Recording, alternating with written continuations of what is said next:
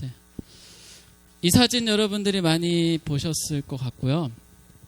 여기 이제 김삼환 목사님이고 이제 김하나 목사. 이게 이제 2017년 11월에 이제 김하나 목사가 명성교회를 세습하면서 세습 취임 예배 때 이제 그 모습입니다. 그래서 이 명성교회가 현재 한국 장로교회에서 가장 중요한 이슈고 가장 한국 장로교회가 가지고 있는 복잡한 문제를 다 가지고 있는 문제입니다. 그래서 명성교회 얘기를 조금 하자고 하면 원래 명성교회는 그 대한예수교 장로회 통합 측에 속해 있습니다. 저희 교회도 통합 측에 속해 있고요. 그리고 이 명성교회는 장로교회에서 이제 어떤 위치를 가지고 있냐면 명성교회 등록교인이 10만입니다. 10만이고 10만이라는 얘기는 한국 장로교회 중에서 가장 큰 교회고 한국 장로교회에서 가장 크다는 얘기는 전 세계에서 가장 큰 장로교회란 뜻입니다. 그리고 이 교회가 급격히 성장, 그러니까 급격히는 아니지만 오랜 시간 동안 성장을 했던 그 성장 모델을 한국에 있는 장로교회들이 그대로 그 성장 모델을 따라서 성장을 합니다. 그러니까 일종의 한국 장로교회의 모델 같은 교회였고, 근데 현재 좀 많은 문제를 좀 안고 있죠. 근데 대한예수교 장로회 통합 측은 기본적으로 2013년에 뭘 제정을 하냐면 세습방지법을 제정합니다. 그러니까 세습방지법의 내용이 뭐냐면 은퇴하는 목사는 세습할 수 없다 이런 내용이 담겨 있습니다. 그러면 근데 2017년에 이제 명성교회가 세습을 하게 되는데 이 세습을 할 때 이제 총회 재판국에서 어떤 판결을 하냐면 그러니까 이게 합헌이다. 그러니까 해도 된다. 이렇게 최초의 판결을 합니다. 그러니까 그렇게 판결을 하는 이유가 뭐냐면 그러니까 은퇴하는 목사는 세습하면 안 된다는데 이미 은퇴를 했기 때문에 세습해도 된다. 이런 논리였습니다. 근데 사실은 이게 법에서 보면 법은 그걸 만들 때 항상 취지가 있습니다. 취지가 있는데 예를 들어 제가 목사인데 아들이 있고 그럼 은퇴하는 목사는 세습할 수 없으니까 내가 은퇴를 하고 그 다음날 세습하면 되지. 이것도 그 문구에는 접촉이 안 됩니다. 은퇴하는 목사는 아니니까 이미 은퇴한 목사니까. 근데 사실은 사회법은 그 법이 만들어진 취지와 목적이 있습니다. 왜 그 법을 만들었는지 그걸 중요시하기 때문에 그런 경우는 당연히 은퇴하고 며칠이 지나서도 은퇴하는 목사의 그 법의 취지에 해당하는 거고 그럼 당연히 세습은 안 되는 거다라고 기본적으로 판결이 나야 되는 겁니다. 일반적으로는. 근데 최초에 세습해도 된다고 판결이 났고 그 다음에 그러니까 작년 총회 때 무슨 판결을 하냐면 총회에서 그거는 우리가 받아들일 수 없다. 이렇게 해서 다시 뭘 하냐면 재심을 하게 됩니다. 그러니까 총회에서 총회 재판국의 그 판결을 받아들일 수 없기 때문에 재심을 하게 되고요. 재심을 해서 저번 달 8월 달에 이거는 안 된다. 이렇게 최종 판결이 났습니다. 그래서 현재 그 상황이고요. 그러면 도대체 총회는 뭐고 총회 재판국은 뭐고 노회는 뭐고 이 사이에 그 서울 남부노회인가 무슨 여기 속해 있는 강남노회인가 광남노회인가 노회가 있습니다. 도대체 노회가 뭐고 총회가 뭐고 이게 도대체 뭐냐 총회 재판국이 뭐고 이게 왜 너무 복잡하잖아요. 그러니까 이 사건을 이해하기 위해서 저희가 가지고 있는 배경 지식이 너무 작습니다. 그러니까 근데 기본적으로 그런 것들을 이해해야지만 이게 어떻게 돌아가고 있는 거구나 이것을 사실은 이해할 수가 있습니다. 그래서 그런 관점에서 오늘 강의를 제가 좀 준비를 했고요. 자, 그래서 장로교는 크게 세 가지 골격을 가지고 있습니다. 첫째 당회, 둘째 노회, 셋째 총회. 그러니까 세 가지 골격으로 이루어져 있고요. 이제 당회는 뭐냐면 개 교회에 만들어지는 게 당회입니다. 당회를 구성할 수 있는 기본 요건이 뭐냐면 세례교인이 30명이 되면 당회를 구성할 수가 있습니다. 그러니까 당회를 구성할 수 있는데 이 당회는 누가 들어가냐면 세례교인이 30명이면 장로 2명을 선출할 수 있고 근데 어떤 교단은 1명이고 어떤 교단은 2명이고 좀 차이가 있지만 세례교인이 30명이면 장로를 선출할 수가 있고 담임 목사가 있으면 목사와 장로로 구성된 당회를 구성할 수가 있습니다. 그래서 그것을 우리가 이제 조직교회라고 부르고요. 그러니까 세례교인 30명이 딱 되면 조직이 되는 겁니다. 그러면 30명이 안 되는 교회는 우리가 뭐라고 부르냐면 미조직교회라고 부르게 되고요. 그래서 당회가 구성된 교회가 조직교회고 이 당회는 개교회에 있게 되고요.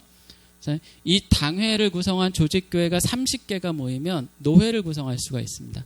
근데 우리나라 장로교 노회는 지역별로 만들어집니다. 그래서 저희는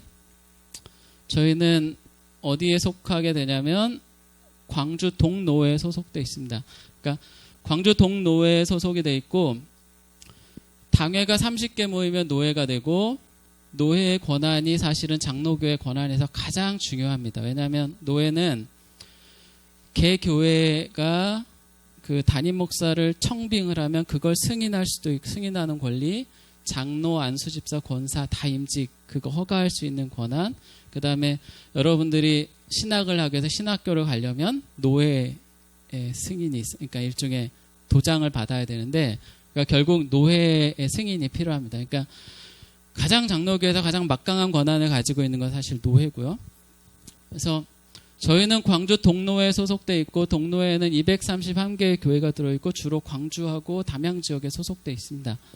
교회인은 한 47,000명 되고 광주 동노회에서 대장교회는 저기 신창동에 있는 성환교회가 광주 동노회 대장교회입니다. 근데 현재 성환교회가 저희 노회에 소속돼 있는데 약간의 문제를 좀 안고 있고 앞으로 큰 문제가 될 수 있는 사안이 있습니다. 그러니까 이게 세습 관련해서 그래서 아마 저희 노회도 폭풍 전야로 들어가는 아마 조만간 폭풍 전야로 들어가지 않을까 예상을 합니다.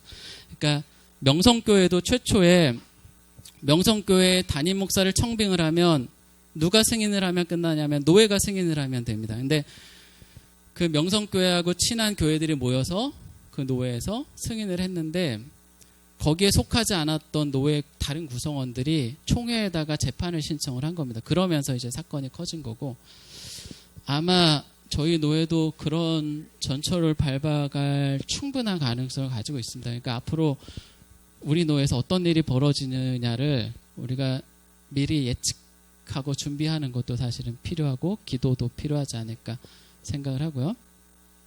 자, 그럼 노회가 구성이 되고요. 그럼 노회가 여러 개가 모이게 되면 지역별로 노회가 막 생길 거잖아요. 그러면 그거를 대표하는 총회의가 필요하겠죠. 그게 이제 총회입니다. 근데 총회는 이제 어떻게 구성이 되냐면 총회는 1년에 한 번 열리고요. 한 번 열리고 노회에서 대표자들을 파견을 합니다. 그것을 그러니까 노회에서 총회로 보내는 대의원들을 선출을 하게 되는데 그래서 그걸 뭐라고 부르냐면 총회 대의원이라고 부르고 줄여서 총대라고 부릅니다. 그러니까 저희 총회에는 67개 노회가 있고요. 67개 노회에서 노회마다 정해진 숫자가 있고 또 노회 규모별로 인구별로 또 숫자가 있습니다. 아마 저희 노회는 아마 목사 총대가 13명, 장로 총대가 13명을 파견하게 돼 있을 겁니다. 그럼 아마 봄에 열리는 노회에서 이 총대 26명을 아마 선출하든지 아마 어떤 절차를 통해서 총대를 뽑을 거고요. 그 총대를 가을에 열리는 전체 총회에 파견을 합니다. 그러면 67개 노회에서 오는 총대가 몇 명이냐면 1,500명입니다. 그럼 1,500명이 언제부터 회의를 하냐면 내일부터 회의를 합니다. 그러니까 장로교 총회는 기본적으로 9월에 다 열리게 돼 있고요. 전통적으로 저희 통합 측 총회는 내일부터 시작됩니다. 그래서 요 강의는 제가 내일 총회가 시작되기 때문에 그것 때문에 오늘 이제 하게 되는 거고요. 근데 이제 문제가 뭐냐면 이 장로교가 하나가 있는 게 아니라 역사적으로 무수히 분열을 했기 때문에 대한예수교 장로회라는 게 어마어마하게 많습니다. 총 몇 개가 있냐면 280 몇 개인가 있습니다. 뒤에 숫자가 있는데 그러니까 계속 분열을 했습니다. 근데 대한예수교 장로회라는 게 280 몇 개가 있으니까 이거 구분을 해야 되잖아요. 그래서 그 뒤에다 이름을 붙이는데 대한예수교 장로회 통합 측 이렇게 붙이고 대한예수교 장로회 합동 측 대한예수교 장로회 개혁 측 이렇게 이름을 붙입니다. 그래서 그걸 줄여가지고 예장 통합, 예장 합동, 예장 개혁 이런 식으로 부르고요. 저희는 대한예수교 장로회 통합 측에 소속이 되어 있습니다. 저희 총회는 총 노회가 67개고 교회가 9,000개 정도 되고요. 목사님이 한 2만 명, 성도수가 271만 명 정도 됩니다. 그리고 장로교회에서 가장 큰 교회고요. 그 헌금액은 1조 3천억 정도. 이거는 이제 총회 여러분들 홈페이지 가면 총회 자료가 다 올라와 있습니다. 이거 자세한 거 궁금한 거 있으면 예장통합 총회 인터넷 치시고 거기 사이트 들어가면 자료들이 많이 있습니다. 그래서 이제 내일부터 포항 기쁨의 교회에서 총회가 일주일 동안 진행이 되고요. 여기서 안건은 이제 총회는 뭘 하냐면 총회장을 선출하는 게 제일 중요한 건데, 사실은 총회는 총회장이 있지만 부총회장이 2명이 있습니다. 그래서 목사님 부총회장, 장로님 부총회장 2명이 있고요. 사실은 목사 부총회장이 관례적으로 그 다음 해에 총회장이 됩니다. 그러니까 총회장은 이미 정해져 있는 거기 때문에 부총회장을 선출하는 게 제일 중요한 이슈고요. 항상 현재 이제 내일은 아마 현재 목사 부총회장인 백양로교회 김태형 목사님이 아마 총회장으로 추대가 될 거고요. 부총회장은 선출을 하겠죠. 그 다음에 내일부터 있을 것 중에 가장 큰 이슈가 뭐냐면 명성교회 관련된 건데, 명성교회는 현재 어떤 목표가 있냐면 세습 방지법을 없애려고 하는 시도를 합니다. 총회에서. 그러니까 지금 방법이 세습 방지법을 총회에서 없애는 것밖에는 현재 방법이 없습니다. 그러니까 내일부터 열리는 총회에서 명성교회와 이제 그 친한 교회들은 세습 방지법을 어떻게든 폐지하려고 노력을 할 거고요. 그 다음에 총회에는 총회 안건들이 많이 올라오는데 그걸 우리가 헌의안이라고 부르는데, 대표적인 게 세습방지법 폐지하는 안건이 당연히 올라와 있고요.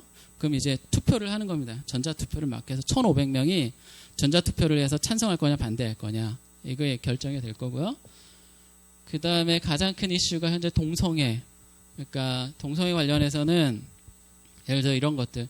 동성애자들한테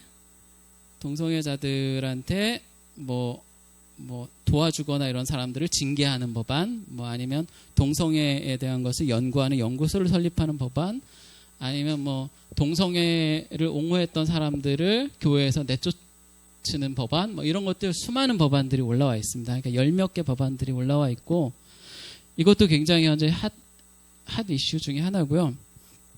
근데 이거 관련해서는 또 비판도 많이 있습니다. 왜냐하면 훨씬 더 중요한 교회 문제들이 많이 있는데 지금 동성애 같은 문제에 지금 완전히 다 총회가 매몰돼가지고 이 이슈 때문에 서로 싸우고 치고받고 하는 상황이거든요, 사실은. 근데 훨씬 더 다른 중요한 문제들, 급한 문제들이 많이 있는데 이거 하나로 이렇게 총회가 난리벅석을 피울 이유가 있느냐, 이런 의견도 많이 있습니다.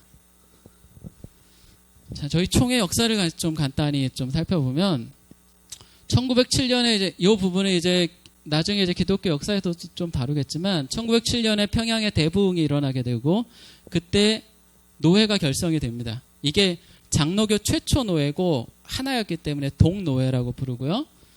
근데 이제 노회가 하나가 있으면 힘들기 때문에 지역별로 이제 쭉쭉 쪼개지게 됩니다. 왜냐하면 지역별로 있어야지만 서로 모이기도 편하기 때문에 옛날엔 더더욱 모이기가 힘들었으니까 1911년 정도 가면 노회가 한 7개 정도 만들어집니다. 그리고 이쪽 지역에는 이제 전라노회, 전라남북도, 제주도를 포함하는 전체 노회 하나가 있었는데, 그래서 1912년에 최초로 1912년에 제1차 총회를 7개 노회가 모여서 9월에 총회를 하게 됩니다. 그러니까 자, 이때부터 생각을 해보면, 자, 이때부터 해마다 한 번씩 했으면 현재 몇 번째 총회가 되는지 혹시 계산 한번 해보시면, 저희 딱 100년이 흘렀고요. 12, 13, 14, 15, 16, 17, 18, 19. 그러니까 108번째 총회여야 됩니다. 근데 이번에 열리는 총회가 104번째 총회거든요. 그러면 총회를 몇 번 못한 거냐면 4번을 못한 거죠.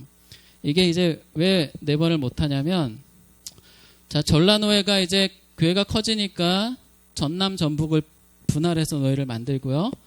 이거는 분열이 아니라 그냥 지역별로 이제 행정편 이상 쪼개는 겁니다. 왜냐하면 지역적으로 이제 모이기 위해서.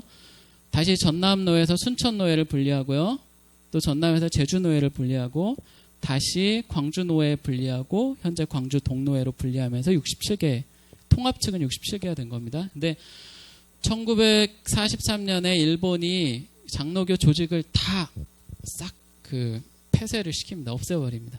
그러니까 장로교가 저때 사라지고요. 그러니까 1943년, 44년, 45년 못하게 되고 6.25 때 한번 못하게 됩니다. 그래서 4번 총회를 못했고요. 그래서 현재 104차 총회가 됩니다. 그리고 1950년대가 되면 장로교회가 분열을 하기 시작하는데, 분열을 하기 시작하면서는 이제 노예가 뭐 통합 측에도 노예가 있고 합동 측에도 노예가 있는 거니까 노예도 싹 다 분열을 하는 거고 다 분열을 하게 되는 겁니다. 모든 장로교 조직들이. 근데 이 장로교라는 것이 이게 통합, 합동 이런 거에 가장 핵심이 뭐냐면 사실은 신학교하고 관련이 있습니다. 그러니까 신학교가 그러니까 신학교의 역사가 그 총회 역사하고 연결되어 있는 것들도 되게 많이 있고요. 그래서 저희 같은 경우는 신학교가 어디냐면 우리가 일반적으로 장신대라고 부르는 곳 서울에 있고, 광주에는 호남신학대학이 통합 측의 신학교가 됩니다. 그 다음에 저희랑 가장 가까이 있고 장로교에서 가장 핵심적인 이제 합동 측을 좀 살펴보면, 합동 측은 158개 노회가 있고요. 교회는 1200개 정도가 있고 목사님들이 23,000명이 있고 교인 수는 268만이 있습니다. 그러니까 저희가 장로교에서는 가장 큰 교단이고요. 가장 큰 교단이고 그 다음에 합동 이렇게 갑니다. 그래서 이 합동 측의 신학교는 총회 신학교, 우리가 일반적으로 총신대라고 부르는 곳이고요. 마크는 이렇게 돼 있습니다. 그래서 현재 장로교는 총 교단이 286개 정도라고 하고요. 이것도 사실 정확한 수치가 아닙니다. 그 다음에 한국 기독교 장로회라는 이름으로 딱 하나가 있습니다. 그래서 이걸 우리가 기장이라고 부르고요.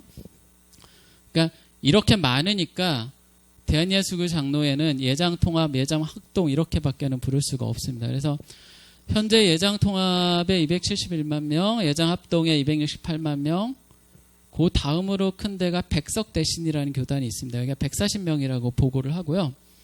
근데 이게 사실은 이 숫자들이 정확하지가 않은 게, 이게 교회에서부터 올라간 숫자이기 때문에 저희 생각을 해보면 저희 교회에 등록되어 있는 성도수가 100명이다 그러면 그 중에는 교회 안 나오는 성도들 한 20, 30명 빼고 다른 교회 간 사람들 뭐 1, 20명 빼고 실제로는 뭐 5, 60명 되는 거잖아요. 그러니까 그런 정도로 보시면 될 것 같습니다. 그다음 통합, 합동, 고신, 기장 이제 4개의 교단이 가장 핵심적인 교단입니다. 기독교 역사에서. 그래서 4개가 중요하고요. 숫자로는 그 다음에 백석대신 교단이 막 크기 때문에 한 5개 정도를 다룰 거고요.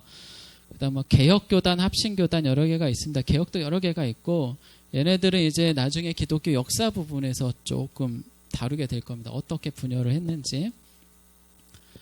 자, 그래서 저희가 중요하게 생각하는 4개의 교단을 살펴보면 통합, 합동, 기장, 고신 4개가 있고요. 1950년대 장로교가 최초로 분열할 때 누가 떨어져 나가냐면 고신교단이 떨어져 나가고요. 두 번째 분열할 때 기장교단이 떨어져 나가고 세 번째 분열을 할 때 합동과 통합이 분열이 됩니다. 그러니까 장로교회 50년대 세 번의 큰 분열 과정에서 생긴 4개의 역사적인 교단이다. 이렇게 보시면 되고요. 저희는 마크가 이거고요. 여러분들 이제 길거리 다니시다 보면 이제 마크들이 많이 보이실 건데 교회를 딱 보시면 이게 이제 통합, 이게 합동, 기장, 고신 딱 4개 기억하셨다가 교회 다니실 때마다 이거 한번 확인을 해보세요. 그러면 아, 저긴 통합이구나, 합동이구나. 금방 여러분들 구분하실 수 있을 거고요. 저희 마크는 십자가와 이렇게 한반도 모양을 닮은 두루마리 성경으로 되어 있고요. 그래서 저희 교단의 마크의 의미는 뭐냐면 십자가의 보혈과 말씀. 그러니까 한반도의 일종의 드리워진 말씀. 이런 식으로 해석하면 될 것 같습니다. 그리고 역사적으로 이제 통합 측의 리더는 한경직 목사님이라고 영락교회, 그 다음에 합동은 박형용 목사님이라는 분이 있고요. 기장은 김재준, 고신은 한상동, 이렇게 나중에 이제 역사에서 이름들이 나올 겁니다. 신학교로 연결해 보면 통합은 장신대, 합동은 총신대, 기장은 한신대, 고시는 고신대. 여기에서 이제 목사님들을 배출하고 그분들이 이 교단에 소속을 하게 됩니다. 하나 더 살펴보면 백석대신 교단을 좀 살펴보면 여기는 되게 재미있는 교단이라서 최초에 이제 백석교단과 대신교단 두 개가 있었는데 뭐 복잡하죠. 이름들이 많이 나와가지고 그 백석교단은 현재 백석대학교라고 천안에 있는 백석대학교에서 배출되는 목사님들의 교단이고 그 다음에 대신은 안양대학교라고 있습니다. 이렇게 들어보셨을지 모르겠지만 거기가 원래 신학교를 시작했고 그 안양대학교 신학 거기에서 이제 배출된 인력들이고요. 대신대학교 이렇게 두 교단이 2015년에 서로 통합을 합니다. 통합을 하는데 그때 대신교단의 총회장이 누구였냐면 잘 아시는 정광훈 목사님이셨고요. 정광훈 목사님이 대신교단 총회장인데 백석하고 통합을 하고 싶었어요. 그래서 이제 대신교단을 다 불러 모았는데 정족수가 안 된 거예요. 회의를 하려면 100명이 회원이면 50명은 모여야 되잖아요. 그런 것처럼. 근데 정족수가 안 됐는데도 불구하고 밀어붙여서 통합안을 가결을 시켰어요. 그래서 2015년에 통합을 하는데 두 개가 통합을 하면서 엄청 큰 교단이 됐죠. 그런데 그때 통합을 할 때 전광훈 목사를 따라가지 않은 대신 측에 남은 사람들이 있을 거잖아요. 대신을 수호하자. 그래서 대신 수호 교단이 하나가 생기고요. 그 사람들이 법원에 재판을 신청합니다. 이건 불법이다. 그래서 그게 2018년에 불법으로 판정이 납니다. 최종 대법원에서. 그러니까 두 개의 교단의 통합이 무효가 된 거잖아요. 그러니까 이제 대신이 다시 떨어져서 나오는 과정에서 백석에 들어갔던 대신교회 수많은 교회들은 또 거기에 남고 또 정광훈 목사 따라서 또 몇백 그러니까 뭐 일부지만 또 따라 나오고 원래 또 들어가지 않았던 데가 있고 그러니까 대신교단이 세 개로 쪼개진 거죠. 그러니까 원래 들어가지 않은데 들어갔다 나온데 들어갔다 주저앉은 교회들 뭐 이런 식으로 막 세 개의 교단이 생기면서 정광훈 목사가 이제 대신 측을 자신이 막 대변하면서 대신을 다시 세우자. 그래서 대신 복원이라는 교단을 하나 만들고 2018년에 그때 총회를 하면서 이제 그때 총회에서 이제 무슨 말 하냐면 자유한국당을 200명 이상 국회의원을 만들어야지만 이 나라가 공산화가 안 되고 뭐 이런 얘기를 막 하게 되거든요. 그게 이제 총회에서 있었던 일이에요. 그러니까 대신교단이 백석교단에 들어갔다가 빠져나오면서 대신교단을 복원하자 하면서 만들었던 그 총회에서 있었던 일이고 근데 최초의 대신교단이 한 교회가 한 300개 정도 돼 있었는데 결국 정광훈 목사를 따라간 교회가 한 100에서 200개 정도 교회가 현재 남아 있습니다. 그러니까 사실은 실패한 거죠. 그리고 엄청나게 쪼그라든 거고 그런 역사들이 있고요. 근데 이제 이 정광훈 목사님이 이 백석 대신 교단 전체를 막 대변하고 자기가 여기에 다 대표인 것처럼 이야기를 하니까 여기에 원래 총회장이었던 분이 정광훈 목사를 다시 뭘 하냐면 제명을 시켜버립니다. 그러니까 원래 여기 백석 대신 교단에서 그러니까 아주 복잡한 교단의 역사가 있고요. 그러니까 이런 문제들이 현재 장로교에 굉장히 뭐라고 하나 일상화되어 있는 문제들 중에 하나고 되게 안타까운 문제죠. 자, 어쨌든 저희는 이제 장로교에 소속돼 있고 장로교회는 500년 전에 있었던 종교개혁에 의해서 만들어집니다. 그때 이제 수많은 교회들이 만들어지는데 뭐 성공회, 루터교, 장로교, 개혁교회, 뭐 제세례파 수많은 교회들이 만들어지는데 그 중에 하나가 이제 저희가 속한 장로교회고요. 이 장로교회는 현재 한국에서는 가장 큰 교회입니다. 현재 그 2015년에 보면 2015년에 이제 인구주택 총조사라는 걸 하는데 그때 수많은 사람들이 가정을 방문해서 종교가 뭐냐고 물어봤을 때 기독교인이라고 대답한 사람이 970만입니다. 그러니까 불교라고 대답한 사람이 700몇만, 천주교라고 대답한 사람이 300몇만이거든요. 그러니까 2015년쯤에 한국의 개신교가 한국의 가장 큰 종교가 됐습니다. 그리고 그 개신교 중에 장로교가 가장 큰 교단이고요.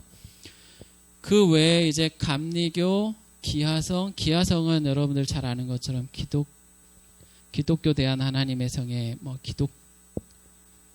그 예수교 대한 하나님의 성에서 기하성이라고 부르는데 줄여서 지금의 순복음교회를 말하는 겁니다. 그러니까 조용기 목사님이 만드신 침례교, 성결교 있고요. 이단도 한 150만 명 추정되고요. 가나안 성도도 한 150만 명 추정됩니다.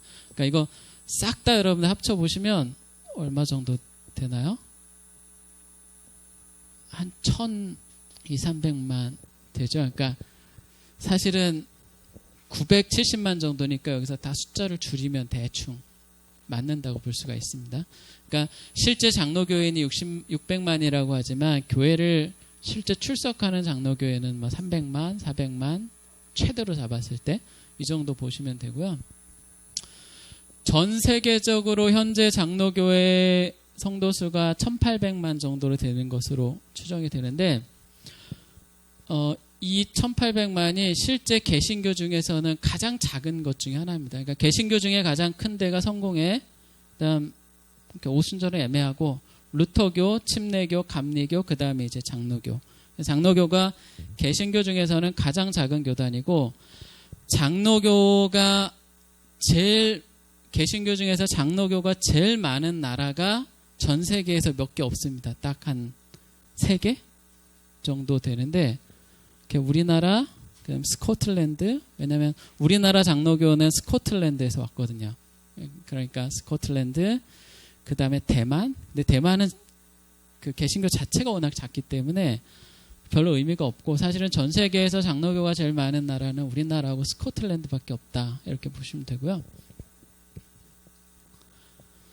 자, 좀 더 올라가면 그 저번 시간에 이제 저희가 이제 교회사를 하면서 로마 제국 때 이제 교회가 나누어지는 이야기를 했었는데 최초에는 교회가 하나였고 그게 동방정교와 카톨릭으로 나눠졌고요. 카톨릭이 다시 개신교와 카톨릭으로 다시 분열을 하면서 현재 동방정교, 카톨릭, 그 다음에 개신교 3개가 기독교의 3대 종파다 이렇게 말씀을 드렸고요. 이 3대 종파 중에 현재 우리나라에는 동방정교는 거의 없는 상태고 천주교가 389만, 개신교가 967만으로 현재 이제 보고가 되어 있습니다. 이거는 인구주택 총조사할 때 2015년에 나왔던 자료니까 굉장히 정확한 자료라고 볼 수가 있고요. 자, 그럼 좀 더 우리가 넓혀서 전 세계로 한번 가보겠습니다. 전 세계 인구가 현재 76억. 그 중에 종교를 가지고 있는 사람이 67억. 그러니까 모든 전 세계 인구들이 거의 종교를 가지고 있다고 보시면 되고요. 기독교가 25억, 이슬람이 18억, 힌두교가 10억, 불교가 5억 정도 됩니다. 그러니까 기독교 25억 중에 개신교가 6억, 천주교가 12억, 동방정교가 3억, 그다음에 기타 4억 정도가 있는데 어디에 소속시켜야 될지 애매한 데들이 많이 있습니다. 그래서 근데 이 기타가 주로 어떤 계열이냐면 오순절 계열이라고 해서 지금의 우리나라로 치면 순복음 같은 교회들입니다. 근데 이게 워낙 다양해서 성격을 규정짓기가 애매한 교회들이 굉장히 많이 있습니다. 그래서 이렇게 따로 떼어놓은 건데 이쪽을 개신교에 포함한다고 하면 개신교가 한 8억, 천주교가 한 12억 정도 된다고 보면 될 것 같습니다. 그래서 그러니까 우리는 개신교의 나라에 살고 있고 사실 한국은 개신교의 나라라고 볼 수가 있고 현재 그리고 장로교의 나라고요. 그러니까 사실은 장로교가 전부다라고 생각을 하지만 장로교는 개신교의 수많은 분파 중에 아주 작은 분파고 개신교는 기독교 전체 중에서 두 번째, 그렇죠. 천주교가 거의 2배 정도 크죠. 2번째 정도의 규모라고 보시면 됩니다. 그러니까 전 세계에서 개신교가 많은 나라들이 사실은 이렇게 많지가 않아요. 예를 들어 유럽 전체 보면 유럽 대륙의 전체는 거의 다 천주교고요. 프랑스, 스페인, 포르투갈, 이탈리아 이런 나라들 전체가 천주교고 남미도 다 천주교죠. 그렇죠? 스페인하고 포르투갈 지배를 받았으니까. 개신교의 나라들은 어디냐면 독일도 반반이고요. 천주교와 개신교가 반반이고, 북유럽 나라들, 덴마크, 스웨덴, 노르웨이, 핀란드, 여기가 개신교 나라들이고, 그 다음에 영국, 스코틀랜드, 그 다음에 미국, 우리나라. 요 정도가 사실은 개신교 나라라고 볼 수가 있습니다. 나머지는 거의 다 기독교는 천주교의 나라라고 보시면 되고요. 자, 그래서 쭉 한번 정리를 한번 해보겠습니다. 전 세계 기독교 인구 25억 명 중에 한국에는 1,400만 명이 있고요. 이 중에 천주교 400만 명을 빼면 개신교가 1,000만 명이 있습니다. 이 중에 장로교가 600만 명 잡고, 예장통합이 이 중에 270만 명 가장 크죠. 그 다음에 저희 노회에 4만 7천 명 정도가 있습니다. 그러니까 67개 노회니까 270만을 67개로 나누면 대략 한 4만 몇 명 정도 됩니다. 그러니까 평균적인 숫자고요. 그 다음에 저희 교회에 100명의 성도들이 있죠. 그러니까 여기에 당회가 구성되어 있고, 여기에 노회가 구성되어 있고, 여기에 총회가 구성되어 있습니다. 그러니까 장로교 조직의 당회, 노회, 총회 3개가 핵심이고요. 이 총회가 수없이 분열해 있기 때문에 문제죠. 그러니까 분열해 있지 않다면 사실은 장로교는 하나의 총회여야 되는 거고요. 어쨌든 현재 이와 같은 상황에 저희가 놓여 있고요. 그래서 이런 내용들을 통해서 이제 제가 하고 싶은 얘기는 한 2-3가지 정도가 있는데, 첫 번째는 저희가 이런 장로교의 조직과 장로교의 역사와 장로교의 기본적인 틀을 이해해야지만 앞으로 장로교에서 일어날 문제들이 이해가 되거든요. 그러니까 명성교회가 왜 저렇게 하려고 하는지, 왜 총회에서, 그러니까 내일부터 열리는 총회에서 명성교회가 세습방지법을 폐지를 성공을 하면 어떻게 되냐면, 총회에서 의결을 폐지를 했기 때문에 다시 총회 재판국에서 제재심에 들어갈 겁니다. 그러니까 지금 재심까지 했잖아요. 그러니까 제재심에 들어갈 거고, 거기서 폐지를 못하면 제재심으로 넘어갈 수가 아마 없을 겁니다. 왜냐하면 제재심 넘어간다는 게 엄청나게 까다롭기 때문에. 근데 거기서 폐지를 하면 제재심으로 넘어갈 거고, 제재심으로 넘어가면 명성교회 세습이 합법화 되는 과정을 거칠 겁니다. 근데 장로교 교단 중에 그 큰 교단들 중에 그나마 세습방지법을 만들어서 그나마 건전함을 유지하고 있는 데가 저희이기 때문에, 통합이기 때문에, 통합이 사실은 무너지면 사실은 대책이 없고요. 그래서 우리가 사실은 장로교 역사에서 통합이 어떤 길을 걸어가느냐, 이게 굉장히 중요한 문제고, 사실 합동만 봐도, 합동도 이제 내일부터 총회가 열리는데, 합동의 가장 큰 이슈 중에 하나가 뭐냐면 여성 목사에게 안수를 줄 거냐 안 줄 거냐, 아직도 이 문제가 핵심적인 문제입니다. 그러니까 통합은 이미 언젠지 모르겠지만 몇십 년 전에 10년, 20년, 90년대인가 그때쯤에 이미 여성 목사를 허용을 했거든요. 근데 아직 합동은 그게 안 돼서 그게 현재 총회에서 가장 큰 이슈 중에 하나입니다. 그러니까 그나마 통합이 현재까지 이제 이런 길을 걸어왔고, 세습방지법에서도 가장 그래도 선두에 서서 그나마 사회의 전반적인 어떤 요구를 받아 안으면서 교회의 건전성을 유지하자라는 이런 목표를 지켜왔는데, 그게 아마 이번 주 중에 판가름이 날 겁니다. 그래서 어떻게 판결이 날지는 사실은 알 수가 없는 상황이에요, 현재는. 왜냐하면 이 명성교회가 저희 통합교단에 뿌려놓은 돈이, 그러니까 그 뿌려놓은 돈이라는 게 뭐냐면, 교회가 워낙 크니까 교단 내 수많은 작은 교회들을 지원하고 섬긴 것들이 많이 있어요. 그러니까 사실은 쉽지 않은 문제라고 볼 수가 있고요. 그리고 이게 사실은 바람대로 그 세습방지법을 지킨다고 하더라도 그러면 명성교회는 앞으로 어떻게 할 거냐, 이게 굉장히 중요한 문제 중에 하나입니다. 그래서 저희가 100명이라는 작은 나눔과 성경교회 안에 발을 디디고 있고, 우리가 통합이라는 장로교 한 분파 안에 있고, 장로교 안에 있고, 또 개신교 안에 있는데, 이거 우리가 거꾸로 올라가다 보면 우리가 어떤 생각을 할 수가 있냐면, 이 지구상에는 우리가 기독교라고 불리는 수많은 것들이 있는데 이게 어마어마하게 많이 있고요. 이 어마어마하게 많이 있는 뭐 교단이든 교회든 분파든 이런 것들이 다 제각각 다른 생각과 다른 의견들을 가지고 있습니다.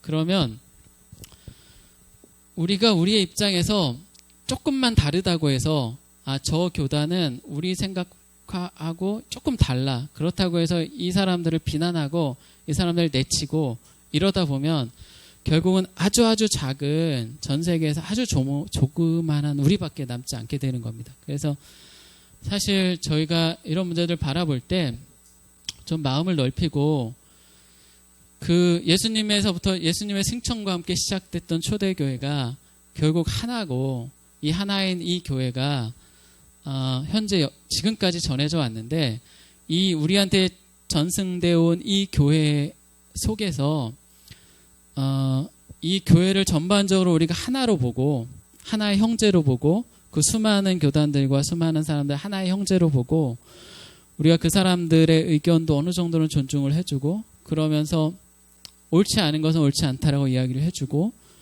또 나쁜 것들은 나쁘다고 이야기를 해주고 그러면서도 그들이 사실은 한 몸에서 나왔기 때문에 그들을 우리가 내치든 아니면 그들에게 뭔가 충고를 하든 그들에게 우리가 조언을 하든 무언가를 할 때 사실은 우리가 같이 아픈 거거든요. 같이 아파하면서 사실은 그 일을 해야 되는 거고 우리가 우리 몸 안에 있는 한 지체의 아픈 곳을 치료하려면 우리 온몸이 다 아픈 것처럼 사실은 그 하나를 치료하는 것이 아프다라는 사실을 인식을 해야 되고 그리고 거기를 우리가 방치를 하면 우리 몸 전체가 아플 수 있다는 사실도 우리가 이해를 해야 됩니다. 그래서 예수님께서는 그러므로 너희가 외인도 아니고 손도 아니고 오직 성도들과 동일한 시민이고 하나님의 권속이고 우리는 하나다. 그러니까 그리스도를 머리로 둔 하나의 우주적인 교회고 우리는 이 세상에 있고 현재 존재하고 그리고 믿는 그리스도인으로 구성된 보편교회의 일원이다. 그러니까 보편교회라는 말이 이 지구상에 예수님을 머리로 두고 있는 하나의 교회다. 우리는 이런 인식을 가질 필요가 있고 그 중에 우리는 굉장히 작은 지체다. 장로교는 굉장히 작은 지체고 작고 작은 지체다.